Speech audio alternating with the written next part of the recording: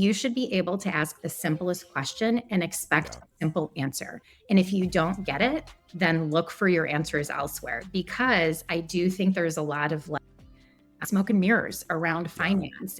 It's so hard to get out of this, like, it doesn't make sense. And I think a lot of people hide behind the technical language. I think if the person you're working with can't get it in a way that you can understand, then find someone who can, because you should be able to communicate it, right? There's a real win in coming from a place of curiosity. And what I mean is get in there, talk to the people, understand how things are working, how they're meant to work before forming an opinion or doing anything. Because you don't know what you don't know. And it's so easy to forget you don't know what you don't know, or other people might have better ideas or just different ideas. And maybe then you get, two different ideas and you collide them, and then you get a third thing no one would have thought about. Right. Today we're joined by Christina. Christina, where does the podcast find you? The podcast finds me as a business owner of 2 new businesses, a mom, and surviving the Arizona heat. So you're on hard mode. I'm on hard mode. 100%. That's awesome. So you said you have 2 businesses. It's really hard to start one, but you have 2. So maybe we can unpack that a little bit. What are they? And I guess give us a little bit about each of them, and we'll just dive in. Yeah. So I'm like, I go all in and then some more. So yeah, I started 2. The first one is Her Wealth Mindset, which is meant to empower women around their financial wealth, but also other things in building a fulfilling life. Like, how do I spend my time? How do I have relationships in my life that are meaningful? And so it's meant to be a financial education platform so that women can understand their financial situation and wealth building and feel more empowered around that. And I think women experience unique and different questions and problems around that space. And I don't think a solution really exists. So that's Her Wealth Mindset. And then CLT Collective is on the totally other side of the spectrum, which is fractional operational services for tech companies that need fractional help building operations from scratch, or they are in a unique position where the operational foundation they had isn't working anymore, and they've got to really make some changes to continue to build their business and drive revenue. And so CLT Collective offers fractional operation services to tech companies. That's awesome. I really want to dive into that, because it's been partly what's old is new, but it's also a really interesting area, especially for startup folks. And there's a lot of folks in the audience. For the Her Mouth Mind, and we'll link to these in the show notes for folks too, if they're interested in checking them out. But for Her Wealth Mindset, I think you hit on an interesting topic of the lack of just financial literacy in general, but then also for women. And I think we've talked about, I've had a couple of conversations of economics on here, and it always comes down to like, what are you measuring as what gets reported? And in our system of economics, it's number go up, right? Wealth goes up, income goes up, costs hopefully go down. But if the costs go up, then you get more income. But with something like donut economics, there's all sorts of other things you can measure in terms of being good or successful or being even wealth. How do you see that play into like the traditional versus like the traditional model of basically like capital and investments? And we can unpack all that, but I have a feeling you have a different approach to that. Yeah, I think it's a really good question. And here's the bottom line is like, the numbers are the numbers, and they help us do things in life that are meaningful to us and are important to us, right? But I think that I've talked to a ton of women, and the problem I continue to hear is like, yeah, I'm making pretty good money, I'm investing, I'm doing this, but I still don't have a lot of confidence in the things that I'm doing. And it also doesn't necessarily like, I don't know if it aligns to my values and the way that I make decisions. And so I think there's a real connection point of, how am I building wealth and how am I educated in a way that feels good and that I'm making confident, well-informed decisions, but also ones that align with the type of life I want to create, the values that I have. I think that connection is really missing. And I think Her Wealth Mindset starts to plug that hole and introduce a different way to look at building wealth and making financial decisions. Sure. And I think it's hard to talk about like wealth and finance in the abstract. And it's like on a podcast where some people will be watching, but most people are listening and they're usually like charts and graphs. But Yeah. maybe for folks who have maybe like heard wealth or investments, like those are words that they're abstract, right? And I'll probably say that the financial system is kind of designed to be abstract and boring and hard to understand. Anybody with a finance or a MBA will tell you that. If you had one piece of advice for people other than going to the website and diving in, what's that thing where it gets you over from like curiosity to like, I'm not really sure? Because it's intentionally a hard thing to understand and do. But what's that one thing that you see people like, okay, now I need to go try it, or I need that advice? Because a lot of people get stuck in that. It's just too hard. There's too many different weird, contradictory sounding things, a bunch of words that don't make any sense. It's just like, I'm just not going to do it. Right. How do I get out of that? I love that you are asking this question. And I also love that you said that like it's kind of a black box. And I think Yeah. that's totally true. I think that the macroeconomic environment makes it so it's like, oh, this thing is confusing. And like, oh, whatever questions you ask, only the experts know the things, right? And so Yeah. I think that if there's one thing I would advise people to do, it's, you know, find a format or structure or learning platform that works for you and just stick with it. You should be able to ask the simplest question and expect Yeah. a simple answer. And if you don't get it, then look for your answers elsewhere, because I do think there's a lot of like smoke and mirrors around Yeah. finance. And if you are really on the right platform or engaging with the right people, they're going to be able to simplify it in a way that you understand and that you can actually feel compelled and excited about. What does my financial future look like? How do I make decisions that actually align with something that is meaningful to me? And it doesn't have to be all smoke and mirrors. Yeah. I don't know. It's a really deeply philosophical question. I don't know how much of the smoke and mirrors is intentional to make it confusing so people can make money, or it's just because like the laws of finance, if you would, are always like trying to skirt some sort of regulation to keep more money, that we've just created this like crazy system because it's kind of a, the estate tax is a great example of when you die, all of your assets go to somebody, typically your kids or your family or some charity or wherever you want them to go. There's a whole, I think there's 500 pages of law around what you can and cannot do with an estate tax. And like most people are like, yeah, my house goes to my kids. But if your house is over $1 million because you live on the West Coast, now all of a sudden you have these taxes that they have to pay. And it's like, why is that? Why can't it just be like, it's the stuff for my family, it should go to my family? So I always kind of wonder that. I don't know if you have any thoughts on that, but I think I would say for folks too, like my advice would be like, just start something like you said, and just know that like, don't go all in, right? Don't put all your money into a thing, but like use it as an opportunity to learn and be comfortable with it. And it's so hard to get out of this, like, it doesn't make sense shit. And I think a lot of people hide behind the technical language. Uh-huh. If the person you're working with can't get it in a way that you can understand, then find someone who can, because Right, someone who you can. should be able to communicate it, right? 100%. I think that, I think to answer your question, it's like a combination of both. Like it's the environment, it's all of the sources of information we have. It's just all so much.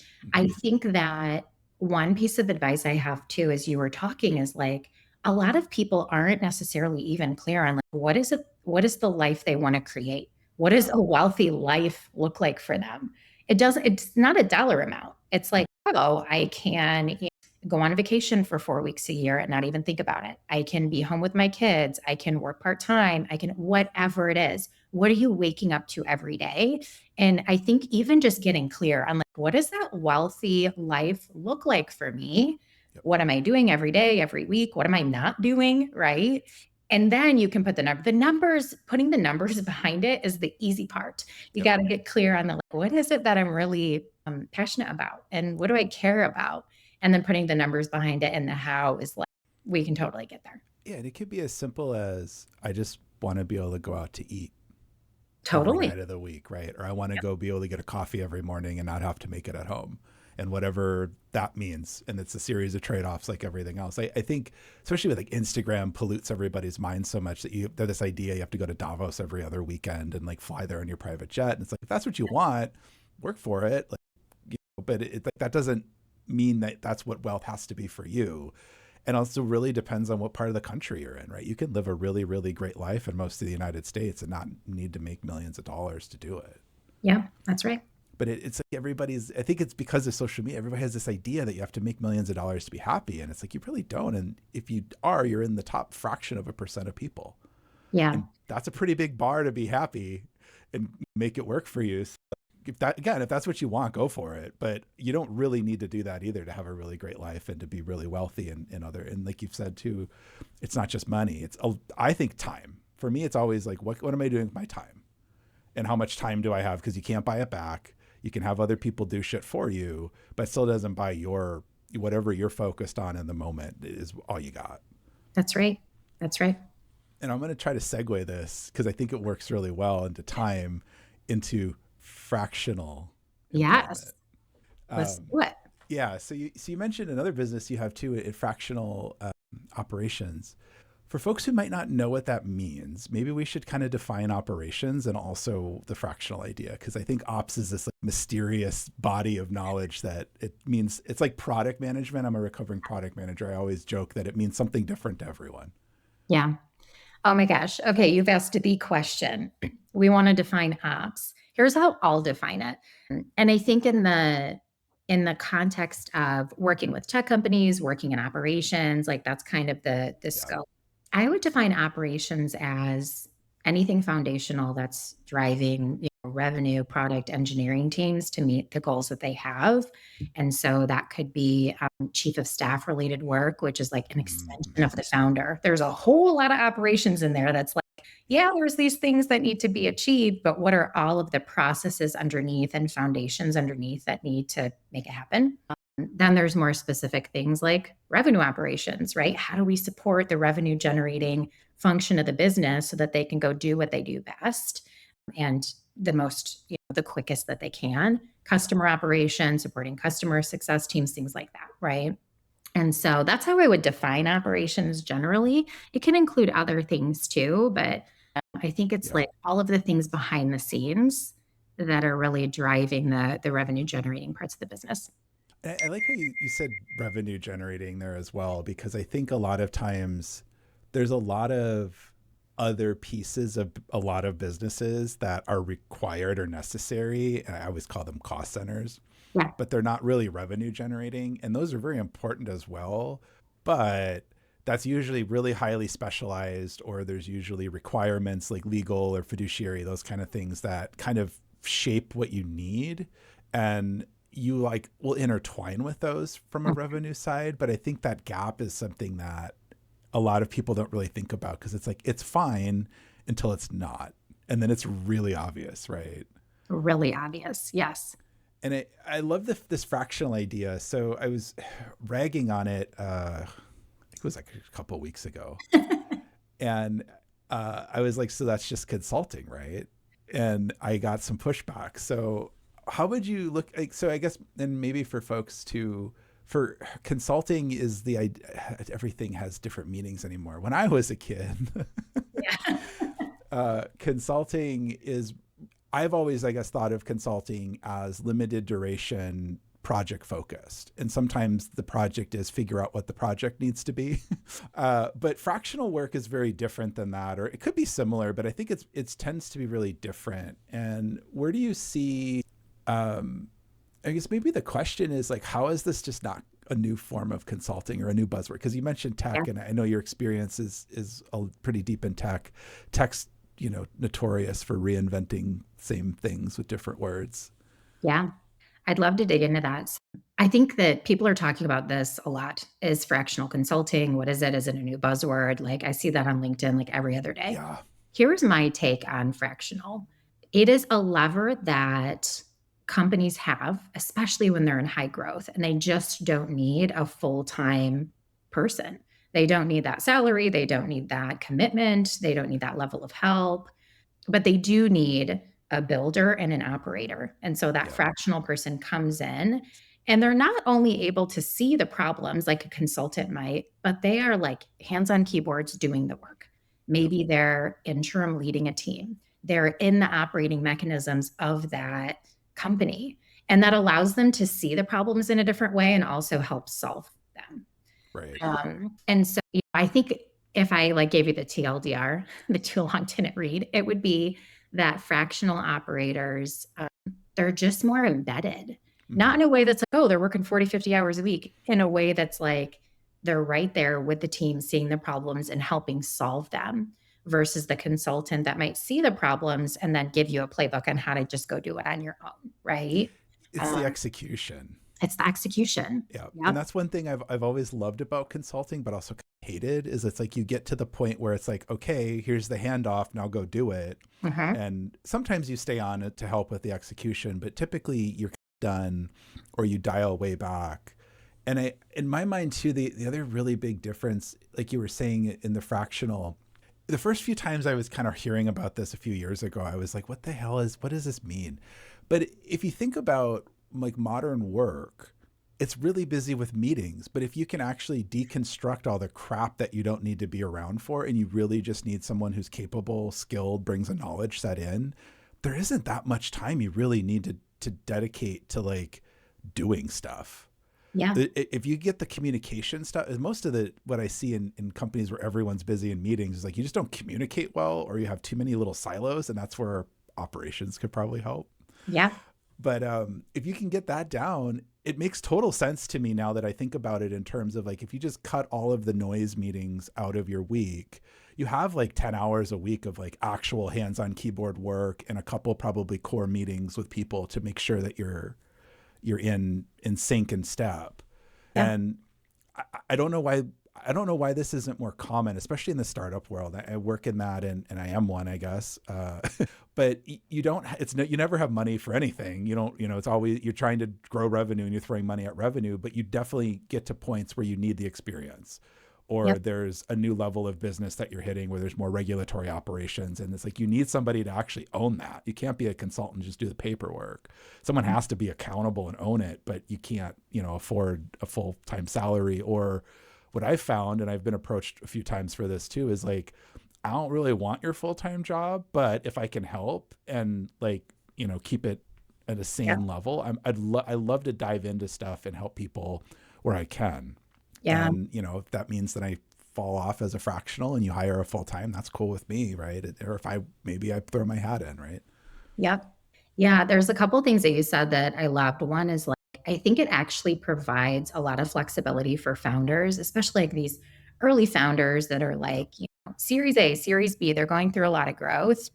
It provides a lot of flexibility for them to just pull a lever and say, hey, we're going to bring in someone fractional for a couple of months, and they're going to target these problems. I also think that fractional person having the permission to yes, be embedded where they need to be. But to your point, they're not in all the meetings. They're not in all of the rhythms of that company. And that's a good thing, because they're seeing problems from a different lens, and they're able to execute on the work in a way that's faster and most of the time more effective than if it were like a full FTE. And so I think there's a lot of benefits here. This is why you're seeing it on LinkedIn and it's becoming this buzzword. But I do think that it's meaningfully different than consulting and offers just a different it's a different model, and it's a different win for a lot of these founders in smaller growing companies. And I think supplemental staffing has been a thing for a while. It's kind of died down a lot in the last probably 10 years, but used to go to a staffing firm, in quotes, right, and get supplemental labor for whatever you need done. But I think this idea with the fractional that you're intentionally going to be there for a while. You're not a consultant. So you're not just some person coming in, asking a bunch of questions, formulating a plan kind of off in the distance, and then coming back and saying, here's what you need to do. You're actually just doing it. So you save there. You kind of break that step of consulting out, where the kind of the plan execution. But I think too that you have more authority. I think a lot of times too, because you are effectively, in this case, the COO. Like, people will do this for, technology folks or product people. And I think just by human nature, you're more invested. Yeah. And, I know a lot of folks who have gotten their full-time jobs through this. I know a lot of folks who just go kind of from job, kind of gig to gig, or whatever you want to call it. And I know people who are fractional at multiple places too, because if you just need someone a couple hours a week to just kind of sanity check for you, or like you're so early that you know it's like the wall is coming, or you're waiting for that funding to clear and then you got to get going instead of just waiting. You can like get someone embedded, get them learning, and then kind of execute. Yeah. I like that. You hit on chief of staff too. That's another one of those new roles for folks who might not be in the tech sphere. Again, I think it's like a product role. It's like everything in any definition I've seen. In your mind, what's like the golden chief of staff role? And Yeah. like, how would I deploy that as a founder? Yeah, great question. So I think, yes, chief of staff is one of those terms that like some people are like, "Ooh, what's that?" And other people are like a little bit cringy about it, right? But I think that I would describe chief of staff role as, in the simplest terms, it's an extension of the founder. They are running in 55 different directions with a lot of different goals. And a effective chief of staff has a strategic mindset, but is a true operator. They're able to see, what of those 55 should we be running on? In what order? How do I go and deploy folks towards that and connect those horizontal dots across the company? And so I think that chief of staff, especially in this like tech founder space, is incredibly important because, for instance, one of the customers I'm working with right now, very early stage, we're looking at a chief of staff for them because their company is going to look materially different literally every 6 months based on how quickly they're growing. They're Yeah. going to have different operational problems. The founder is going to be looking at different things, have different focus areas. And so that chief of staff is really able to see the strategic field, figure out how to operate and what to operate. And then that's constantly changing, 3, 6 months, whatever that time frame looks like. Yeah. Yeah. I think I'd like that as an extension. I think the chief of staff kind of comes out of politics. So Uh-huh. a governor or a president will have like a chief of staff, and they're literally like just the coordinator of everything, and they have to know when to push, when to not push, how to execute, how to take that half broken idea, and whether that's important enough to go, whether it's not important or it needs more refinement or whatever. And then but you still have to hold, like you said, that strategic vision is still like the guiding force of it.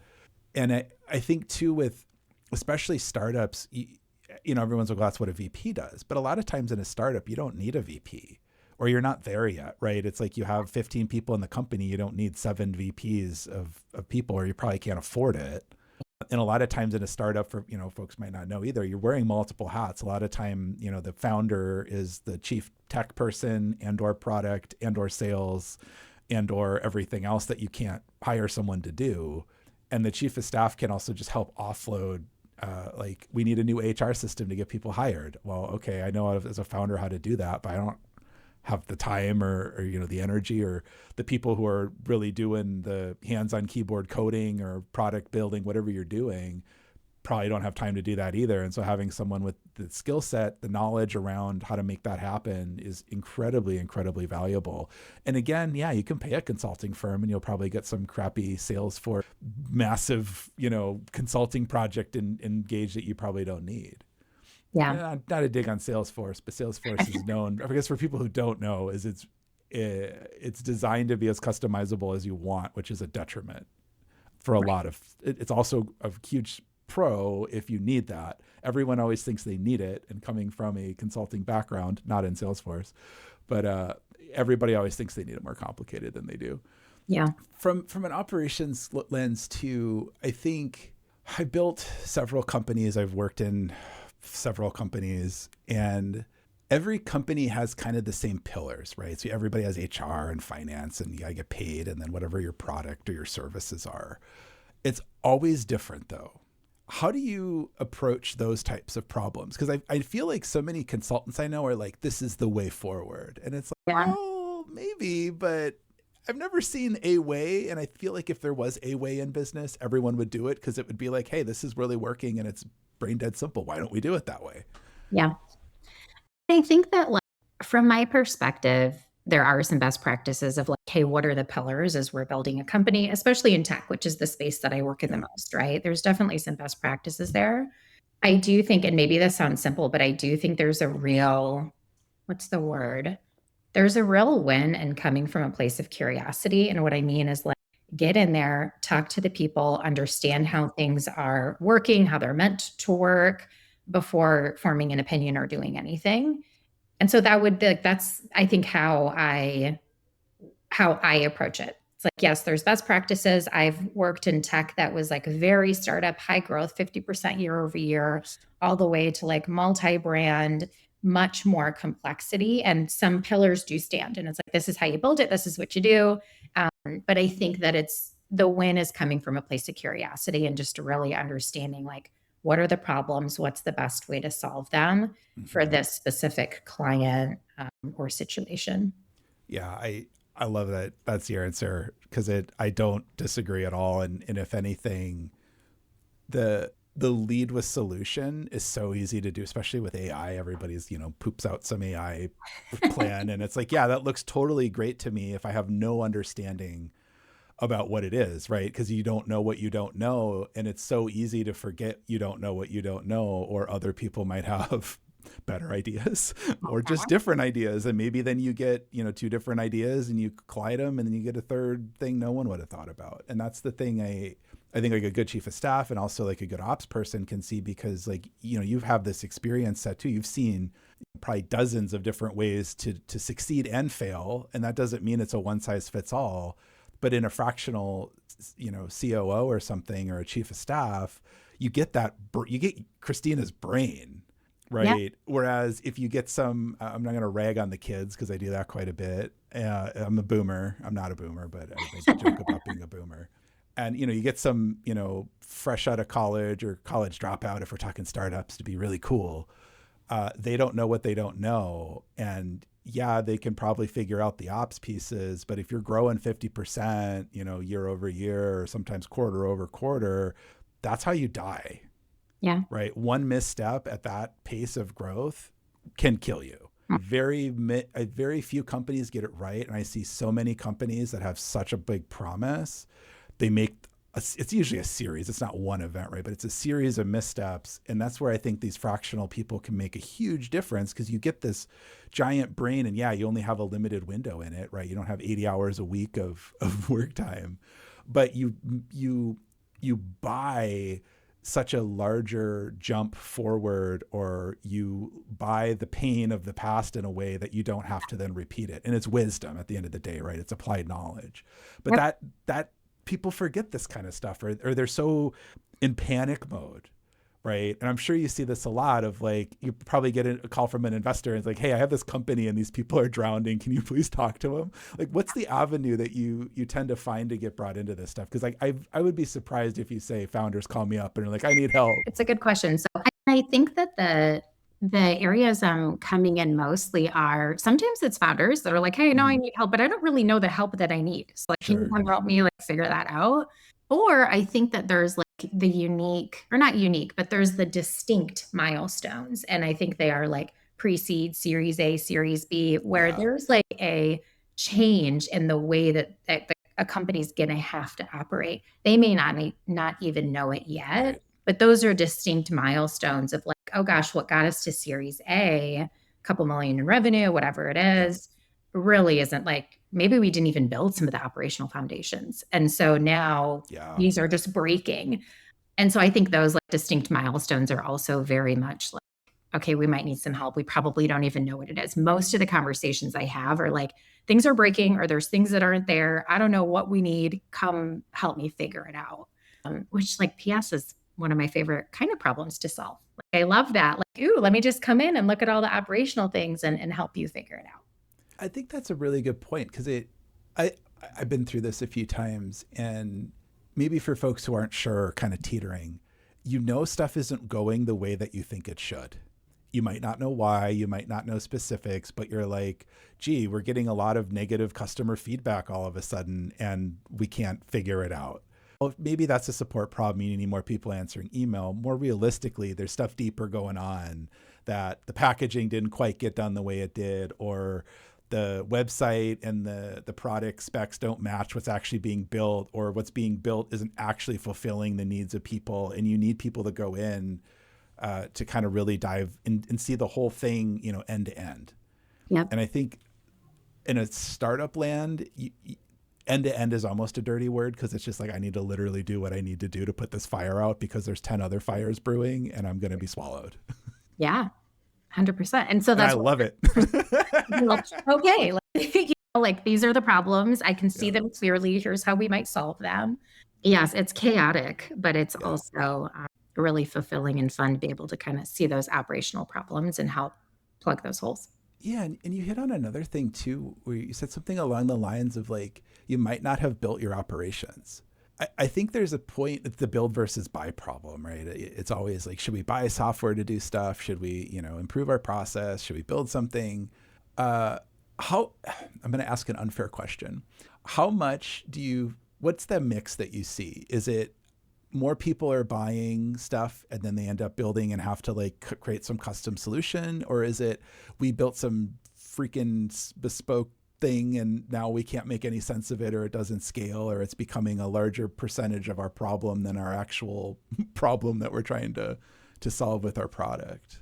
Yeah. Okay. This is a good question. I think that here's what I'm seeing, especially in a lot of these kind of startup environments, they're over indexing. This goes to your earlier point. They're over indexing on like, oh my gosh, the perfect solution, the perfect Salesforce, the perfect HubSpot with all the fields and all the data points. And really what they need is just a very simple operational foundation of like, here's the process, here's how we do the process, here's how you're going to be held accountable to the process, whatever, right? For a sales Right. team or a customer success team or whatnot.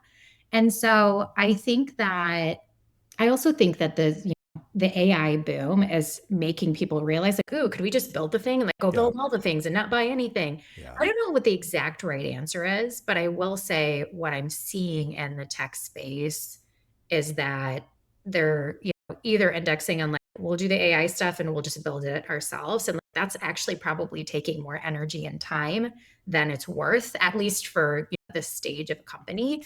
Yeah. Or they're going to the complete opposite side of the spectrum of like, no, we're just going to buy the shiniest toy and make it perfect. And like, you don't even need that. Like you've got 50 customers or whatever it is, right? Um, and so my advice is start with simplicity and then build from there. I think I don't know if there's data out there. It's probably something like 60 build, 40 buy, or vice versa. But yeah, those are my thoughts there.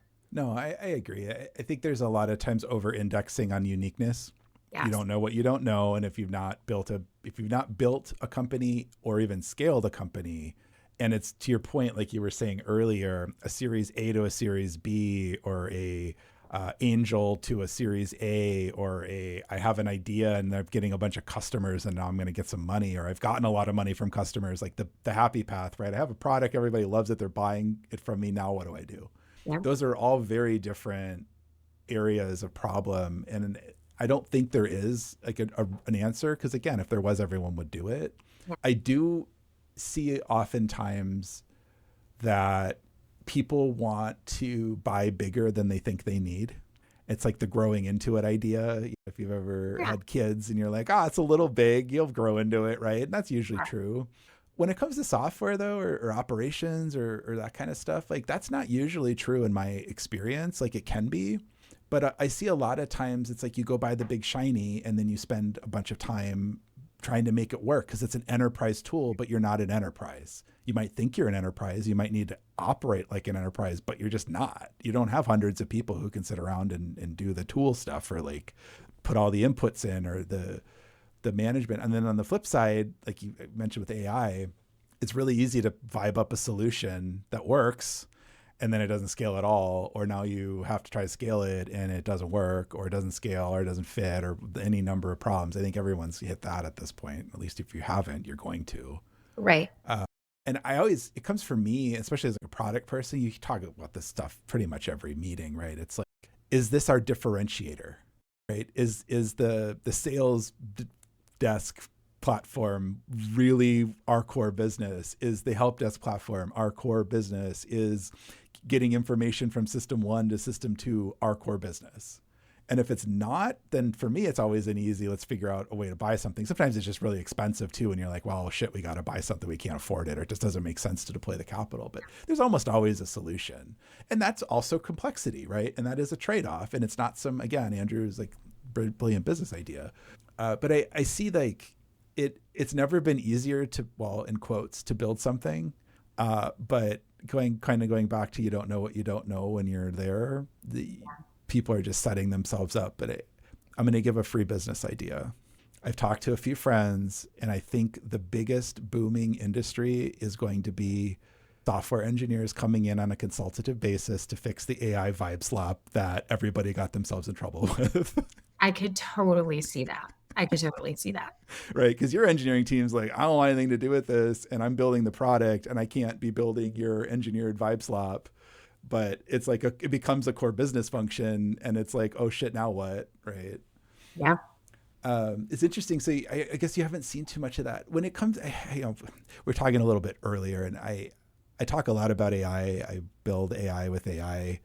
I've been AIing for as long as AIing has been a thing. But I think it is worth mentioning.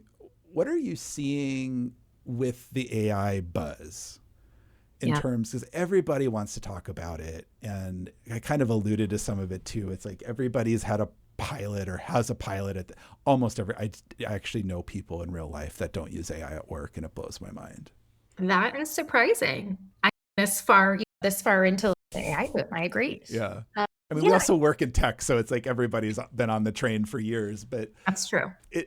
There are people in the world who don't use AI for their job, and frankly, keep it that way if you can.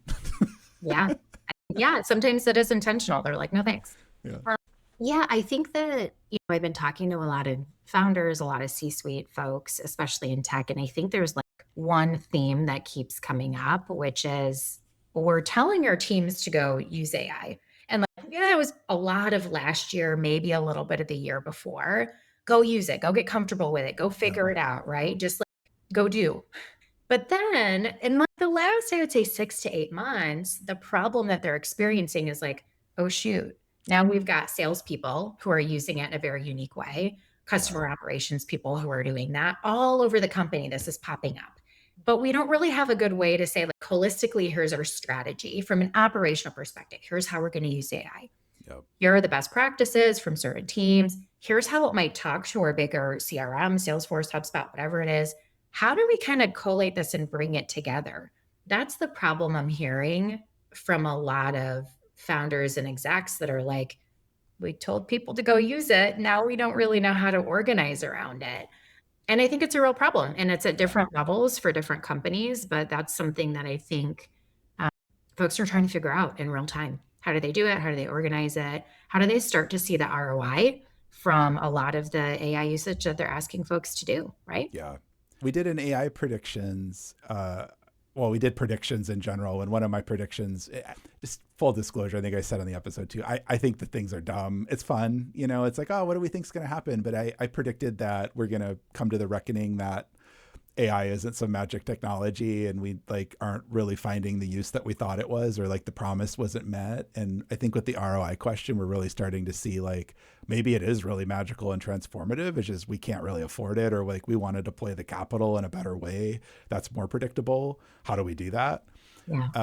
And I think I agree with what you're seeing too, in terms of it's most tech companies or tech adjacent companies are in that experimental phase or kind of starting to come out of it. Everybody's figured out a new way to do something for the most part. And now you're like, now what? Instead of to use the operations fires analogy, instead of 10 fires, now you have 40. And, we can't just turn it off because people are proclaiming that it makes something better, and maybe it actually is, but we don't really know how to measure it either, right? How do you measure? Everyone always points to tokens. Well, that's dumb. Sorry. I'm happy to expand on that, but it's dumb. But it's what are you even getting out of it, and what is it even saving you? And my experience with operations is that's a hard question to answer anytime.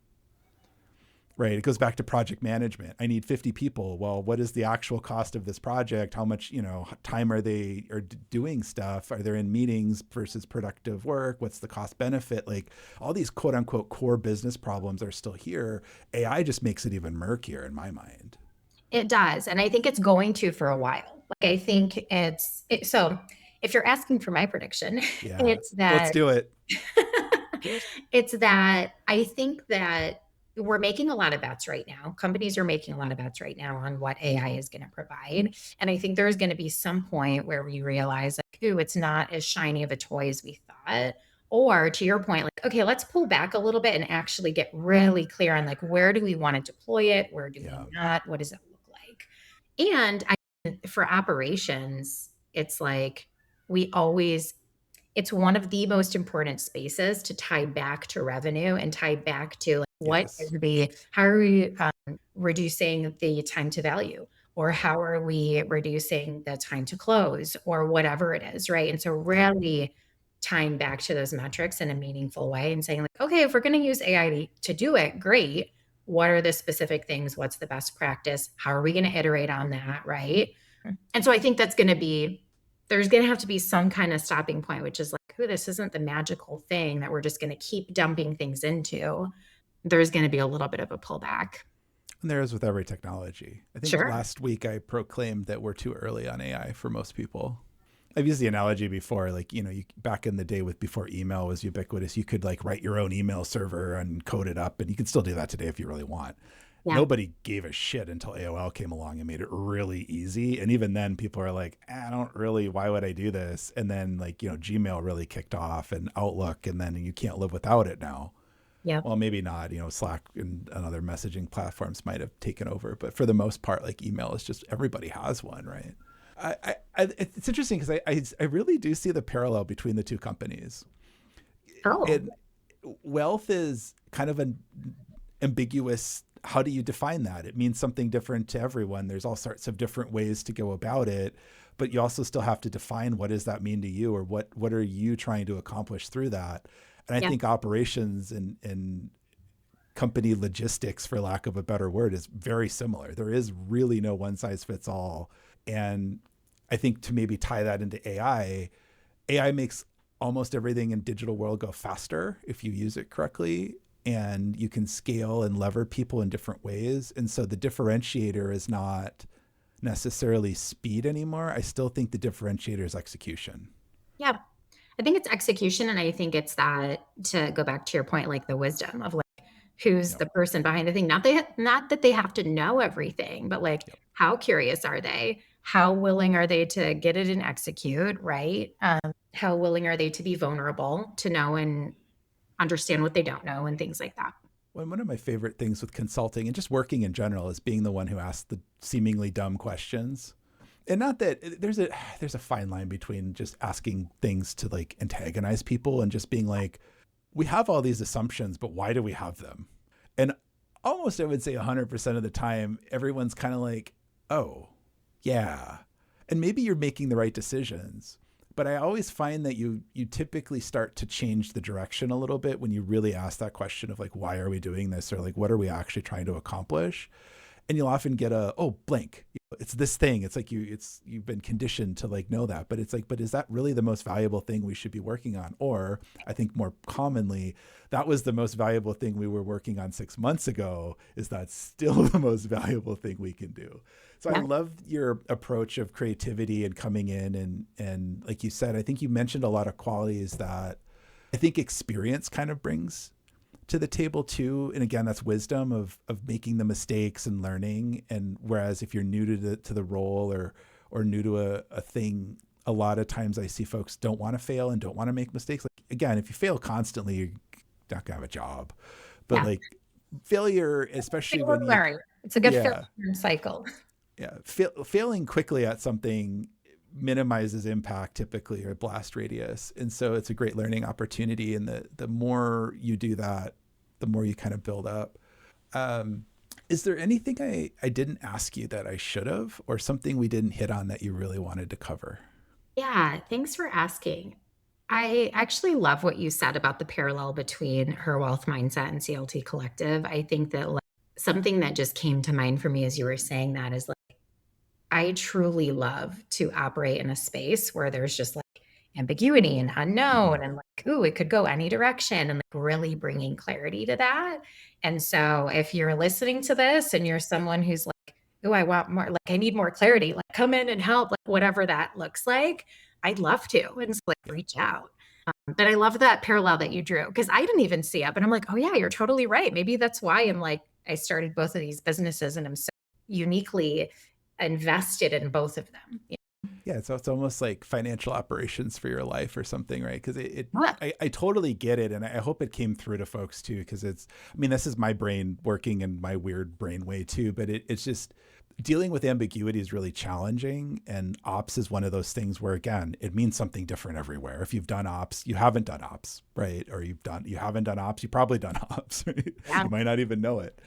But to bring all those experiences together and to be able to articulate what, and again, it's we have 60 priorities, but you have to only focus on something, or this team really should be focusing on what. Those are really, really hard challenges. And there's also a lot of parallel in product, and it's you're more focused in product under like a domain of something or Sure. a narrower focus. Unless you're a startup, then who knows what you're doing. But so I maybe that's my brain too. I'm just like, oh yeah, I just live in ambiguity, and every meeting is like totally different, and I never know really what I'm walking into, and I never really know if something's done or the way it should have been. But you have to be kind of comfortable with it, and if folks Yeah. aren't, like being able to work with someone like that is like really liberating. I don't know what it's like to not. I don't know what it's like to be comfortable sometimes. I'm just like, yeah, I don't know. You're probably the same way, right? You like walk into any situation and you're just going, okay, whatever. And then I talk to people and they're like, oh, I can't believe that you did this thing. And I'm like, well, I don't know. It just doesn't register for me. Maybe that's bad. I don't know. It's not, if you don't like doing stuff, don't do it. But Yeah. is there anything you want to share with folks that I always like to try to expose people to new ideas of stuff, and it can be anything you want to share, maybe that you're either reading or watching or thinking about, or if not, that's cool too. I just always like to. Yeah. Actually, okay, just as you were saying that, this came to mind. I, especially like being in two businesses, being a mom, I think being a woman has just like a specific mental load that men don't experience. Not good or bad, just different. One of the things that I've been looking at is like, how do I spend my time and how do I not feel like in this cycle of like, oh my gosh, I don't have any time. I was Yeah. listening to this podcast and it was talking about how like, you've got, I think it was 168 hours in a given week. Like, how Yep. do you actually break that down of like when you're sleeping, when you're doing the things you have to do, and how you feel much more empowered by actually looking at, oh, I can spend 2 hours here, 1 hour here, 30 minutes here. Yep. This concept of like actually breaking it down by the numbers really connected for me because I'm like, oh, that feels much more empowering, especially in this world where there's just so much going on. And so I guess if you're someone who's like, I don't have enough time for any of the things, you should break down your week by hours or consider it because it Mm-hmm. is actually Yeah. a very empowering exercise. Yep. I totally agree. And even if you don't want to live by that, if you're listening and you're like, oh, I can't imagine scheduling every hour of my life out, I think that's missing the point, right? Is you want to do the exercise, and then you'll see, oh, I spend 2.5 hours, driving to work. Maybe I take the train, and now I can read. Yeah. Is a great example, right? Or I'm scrolling social media for 7 hours a week in Yeah, reality. I'm like, is that really fulfilling for me? Or should I, like, I don't know, go meditate for 30 minutes or yeah, go whatever, do a project that I've been meaning to do? It's not meant to be like this is what every day and every week looks like. It's meant to be empowering. And yep, if you do something 3 times a week, it becomes a habit. Okay, yep. cool. Well, then I feel better about my week to week. And so I found that it was a really objective way to just apply that to my week to week and be like, okay, this actually feels a lot better. I'm doing a lot more than I thought, or I've got more levers than I think I did. I love that. And I guess you have 3 jobs because you're a mom too. Yeah. We're just gonna keep counting them up here. And I love that. And I would say for folks too, like one thing that I've done that I've in that I don't schedule myself. I try really hard not to, which for most people doesn't work. So like, don't necessarily take that as advice, but I will schedule free time. Yeah. Just non-structured, just be like, I'm going to take 3 hours on Friday or an hour on Monday morning. And like, I don't have a plan. Maybe I make breakfast, or maybe I go for a walk, or maybe I do work too. It's my time. I just like intentionally having something you don't have intention for can be Yes. very interesting in terms of creativity and exploration. So I love that. I love that idea. Yay. Awesome. Well, thanks again for coming on, and we'll put all the links in the show notes for your various companies. Awesome. And I'd love to have you back on in a few months to see how things are growing or what other new AI advice you might have for folks, because I get it all the time. I'd love that. Awesome. Thanks.